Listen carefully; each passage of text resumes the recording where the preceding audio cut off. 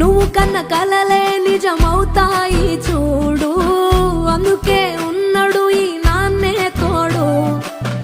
దశరథ మహారాజే నాన్నై పుట్టాడు, నువ్వు రాముడంత ఎదగ